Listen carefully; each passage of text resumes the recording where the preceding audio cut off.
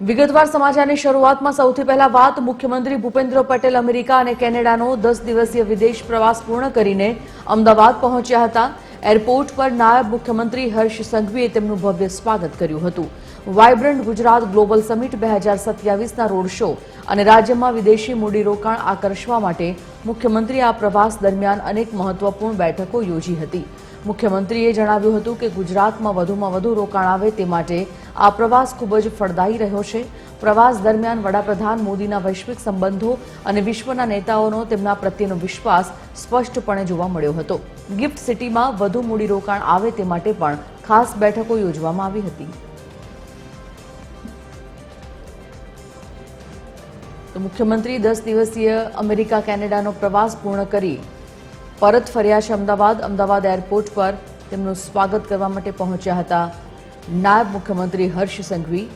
વિદેશ પ્રવાસ ખૂબ ફળદાયી અને સફળ રહ્યો હોવાની તેઓએ વાત કરી અને બંને દેશો વચ્ચે વૈશ્વિક કરારો સારી રીતે રોકાણકારો સારું રોકાણ કરે તે માટે પણ તેઓએ આશા વ્યક્ત કરી હતી। ગિફ્ટ સિટીમાં વધુ મૂડીરોકાણ આવે તે માટે પણ બેઠકો થઈ હોવાની વાત કરી છે। આ જ મુદ્દા પર સંવાદદાતા મૌલિક ઉપાધ્યાય લાઈવ જોડાઈ ગયા છે। મૌલિક, મુખ્યમંત્રીનો 10 દિવસીય વિદેશ પ્રવાસ જે પૂર્ણ થઈ ગયો છે અને તેઓએ આ પ્રવાસને ખૂબ ફળદાયી ગણાવ્યો છે।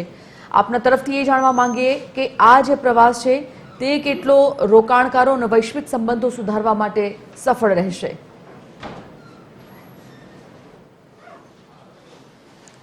બિલકુલ સંજીવની, જે રીતે વિદેશી રોકાણકારો છે તેમને આકર્ષવા અને આગામી વાઇબ્રન્ટ ગુજરાત સમિટ છે તેમાં વિદેશી કંપનીઓ અને રોકાણકારોને સહભાગી કરવા માટે મુખ્યમંત્રી છે તેઓ 17 થી 27 ઓગસ્ટ સુધી વિદેશ પ્રવાસ છે તેમાં હતા, જ્યાં તેઓ અમેરિકા અને કેનેડામાં અલગ અલગ ઉદ્યોગપતિઓ છે તેમજ રોકાણકારો સાથે તેમજ અન્ય જે ઇન્ડસ્ટ્રીના લોકો છે તેમની સાથે રાઉન્ડ ટેબલ મિટિંગો છે, બેઠકો છે તે પણ કરવામાં આવી હતી અને તેમની સાથે અહીંયાથી ગુજરાતથી ડેલિગેશન છે જે અધિકારીઓનું તે પણ ગયું હતું ને આ જે બેઠકો છે તે ખૂબ જ સફળ રહી હોવાનું પણ જ્યારે મુખ્યમંત્રી અમદાવાદ એરપોર્ટ પર પહોંચ્યા ત્યારે તેમણે જણાવ્યું છે। સાથે જ ગુજરાતમાં વધારેમાં વધારે મૂડીરોકાણ છે તે આગામી સમયમાં આવશે તેવું પણ તેમણે કહ્યું હતું। સાથે જ મુખ્ય સચિવ છે જે M.K. દાસ તેમણે પણ કહ્યું હતું કે આગામી સમય છે તેમાં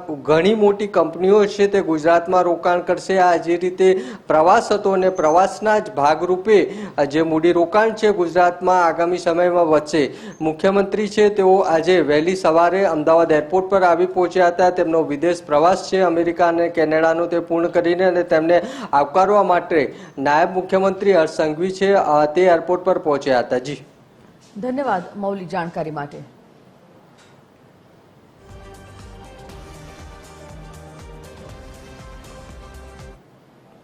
ગુજરાત સરકાર વેપારના પ્રમોશન માટે વધુને વધુ રોકાણ વૈશ્વિક ગુજરાતમાં આવે એના અંતર્ગત વાઇબ્રન્ટ ગુજરાત અંતર્ગત અમેરિકા અને કેનેડાના પ્રવાસે જઈને આવ્યા છે।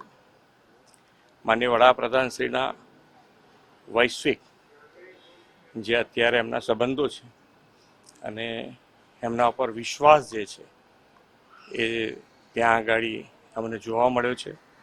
એમના ઉપર સંપૂર્ણ વિશ્વાસના કારણે દરેકે દરેક સેક્ટરમાં મૂડીરોકાણ ભારતમાં વધુ આવે એવું લોકો ઈચ્છી રહ્યા છે અને અમારા જવાથી એ રોકાણ ભારતમાં આવ્યા પછી ગુજરાતમાં આવે એના માટેનો અમારો પ્રયત્ન છે અને ખૂબ સારી મોટી મોટી કંપનીઓ સાથે એ પછી સેમિકન્ડક્ટર ક્ષેત્ર હોય, AI હોય, ડેટા સેન્ટર હોય કે મેન્યુફેક્ચરિંગ સેક્ટર કે ગિફ્ટ સિટી માટે ફાઇનાન્શિયલ મોટી કંપનીઓ હોય, બધા સાથે ખૂબ સારી મિટિંગો થઈ છે અને એ લોકો ઉત્સુક છે ગુજરાતમાં રોકાણ કરવા માટે। એટલે ગુજરાત માટે ખૂબ સારું મૂડીરોકાણ આવશે।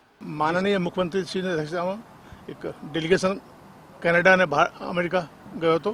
ખૂબ સારી મિટિંગો થઈ, 1-to-1 મિટિંગ, રાઉન્ડ ટેબલ કોન્ફરન્સો ખૂબ સારી રહી। ભારત અને ગુજરાત માટે લોકોમાં ખૂબ ઉત્સાહ છે। અમારા આમંત્રણના ભાગરૂપે ઘણી બધી કંપનીઓ અહીં આવશે। આ વાયબ્રન્ટ ગુજરાત ભાગ લેશે અને રોકાણ પણ કરશે.